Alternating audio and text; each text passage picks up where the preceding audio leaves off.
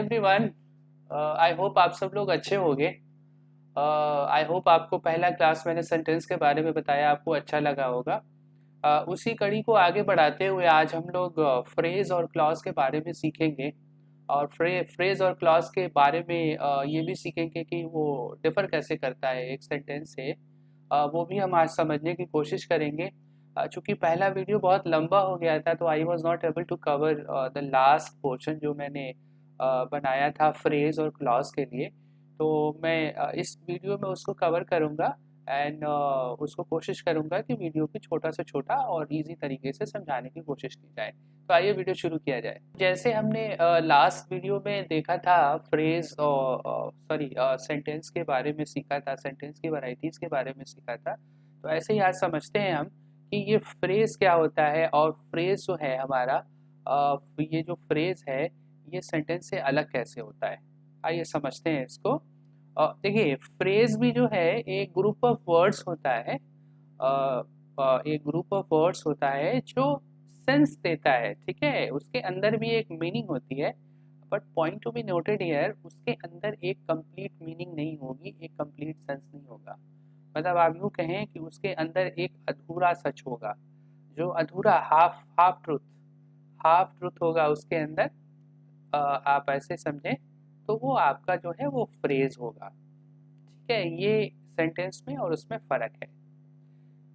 कुछ एग्जाम्पल लेते हैं, समझते हैं। जैसे देखिए, इन the east, in the east, इसको पढ़ने से लग रहा है इन द ईस्ट पूरब में। पूरब में क्या, पूरब में कुछ नहीं पता, बस एक अधूरा एक हाफ सेंटेंस है। तो इसको इसको फ्रेज कहा जाता है। और इंग्लिश लैंग्वेज के अंदर राइटिंग में स्पेशली जब आप कुछ लिखते हैं तो फ्रेज का बहुत एक इम्पॉर्टेंस होता है।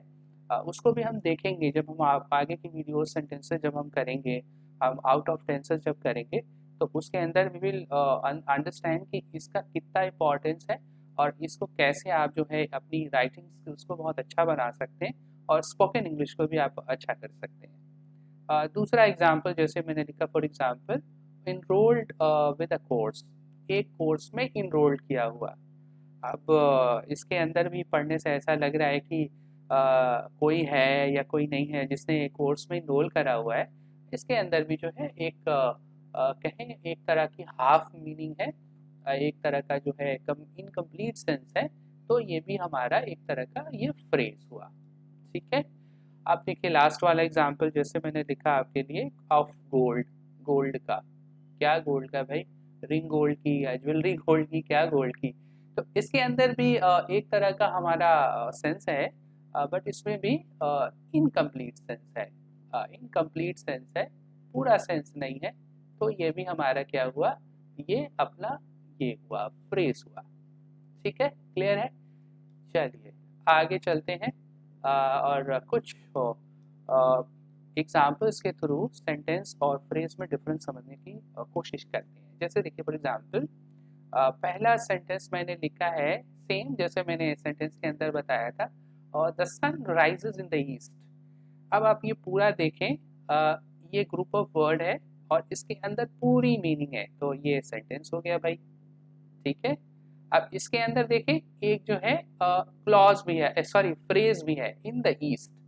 इन द ईस्ट क्या हो गया, ये फ्रेज हो गया।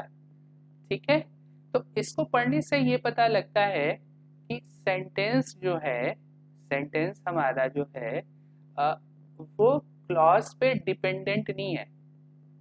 ठीक है, लेकिन जो जैसे मैं कहूँ सिर्फ for example, the sun rises, सूरज उगता है, इसके अंदर पूरी मीनिंग है। ठीक है, इन द ईस्ट चाहे मैं लगाऊं या ना लगाऊं वो एक अलग स्टोरी है। ठीक है, अब इसमें ये देखें ईस्ट क्या है, ईस्ट जो लिखा हुआ है ये ईस्ट जो है ये आपका द सन राइजेस पे डिपेंडेंट है। तो ये हमारा फ्रेज हो गया। तो इसे आइडिया ये लगता है कि फ्रेज जो होता है वो वो सेंटेंस पर डिपेंड करता है, और सेंटेंस क्या होता है, सेंटेंस हमारा वो फ्रेज पे डिपेंड नहीं करता। तो ये दोनों में फ़र्क है। दूसरा एग्जाम्पल देखें, दूसरा भी एग्जाम्पल वही है विद अ कोर्स, एक कोर्स के साथ। और तीसरा देखिए मैंने बनाया I have a chain of gold, मेरे पास एक गोल्ड की चेन है, मतलब एक गोल्ड की बनी हुई चेन है। ठीक है, तो ये थे 3 एग्जाम्पल। अब जैसे प्रीवियस स्लाइड्स में आपने देखा होगा मैंने एक सेंटेंस लिखा था, enrolled enrolled with a course. ठीक है, enrolled with a course, I go to college every day. ठीक है, इनरोल करके एक कोर्स में मैं कॉलेज रोज जाता हूँ, इस तरह का कुछ सेंटेंस। अब यहाँ पे देखें कि ये जो फ्रेज है हमारा, ये फ्रेज जो है ये इस पर डिपेंडेंट है। ठीक है, लेकिन ये वाला सेंटेंस हमारा इस पर डिपेंडेंट नहीं है। क्यों नहीं है? अब आप जैसे आप यहाँ से पढ़े I go to college every day, तो इसके अंदर हमारी पूरी मीनिंग है, जैसे मैं कॉलेज रोज जाता हूँ। ठीक है, अब इसको हम कहेंगे एक कोर्स में इनरोल करके मैं कॉलेज रोज जाता हूँ। ठीक है, तो ये जो फ्रेज होता है वो सेंटेंस पर डिपेंड करता है। एक सेंटेंस जो है वो फ्रेज पर डिपेंड नहीं करता। आई होप आपको ये बातें समझ आ गई होंगी। तो आइए इसी कड़ी को आगे बढ़ाते हुए अगली स्लाइड्स पे चलते हैं और देखते हैं, जैसे क्लॉज को समझने की कोशिश करते हैं। It is really important to understand the meaning of clause, क्योंकि ये आगे भी हमें बहुत हेल्प करेगा और इसको समझना भी ज़रूरी है। देखिए क्लॉज होता है क्या है भाई? क्लॉज क्या होता है? क्लॉज के अंदर जो है एक सब्जेक्ट भी होता है, प्रेडिकेट भी होता है। जैसे हम जानते हैं भाई कि एक सेंटेंस को कंप्लीट लिखने के लिए सब्जेक्ट और प्रेडिकेट का होना कंपलसरी है। ठीक है, बिना इसके हमारा सेंटेंस नहीं बनेगा, तो ये दोनों कंडीशन फुलफिल होनी ज़रूरी है। देखें अब आप, जैसे example, we cannot step out while it is raining. ठीक है, इसमें देखें हम घर से बाहर नहीं जा सकते जब बारिश हो रही है। अब आप देखें इसको, ये ये जो पोर्शन है ये क्लॉज है। ऐसा ऐसा क्यों है क्लॉज है? अब आप इसके अंदर देखें, ये एक सब्जेक्ट है और सब्जेक्ट के बाद ये वर्ब भी हमारी लगी हुई है। तो ये एक सेंटेंस है और ये डिपेंडेंट है इसके ऊपर।